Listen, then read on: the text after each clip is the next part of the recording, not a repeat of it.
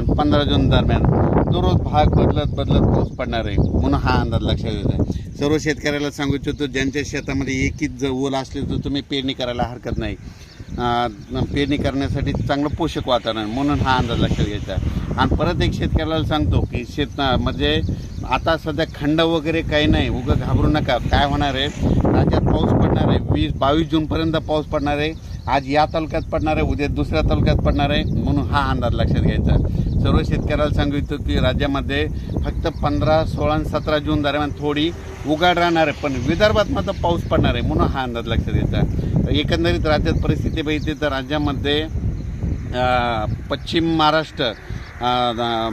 महाराष्ट्र, मराठवाडा आणि तसेच या भागामध्ये 12 जून, 13 जून, 14 जून, 15 जून दरम्यान ओढे नाले वाहतील तसं आणखीन एक पाऊस पडणार आहे। काही ठिकाणी वाहुणी पडणार आहे, मुसळधार, कुठं रिमझिम, कुठं पेंडवालता पाऊस पडणार आहे म्हणून हा अंदाज लक्षात घ्या।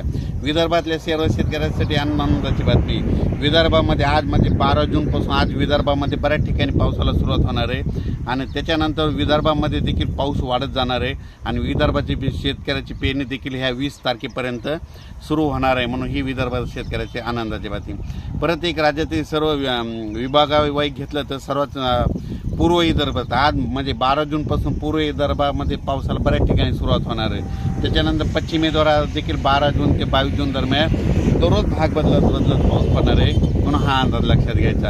आणि त्याच्यानंतर मराठवाड्यात देखील सर्व शेतकऱ्याला सांगू इच्छितो की म्हणजे 12, 13, 14 जूनपर्यंत दररोज वेगवेगळ्या भागात पाऊस पडणार आहे आणि एकच ओल असले तर पेरणी करायला हरकत नाही म्हणून हा अंदाज लक्षात घ्यायचा। ओल जर नसले तर पेरणीचा निर्णय घेऊ नये म्हणून हे देखील लक्षात घ्यायचं।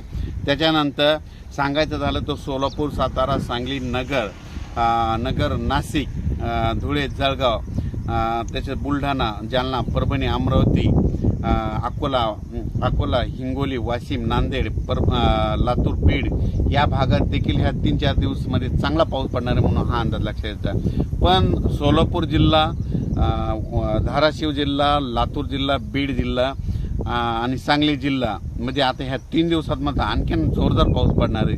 म्हणजे तिकडं ओढे नाले वाहतील, छोटे तरी असेल तर ते देखील भरणार आहेत म्हणून हा अंदाज लक्षात घ्यायचा। अचानक वातावरणात बदल झाला तर परत एक मेसेज दिला जाईल। धन्यवाद।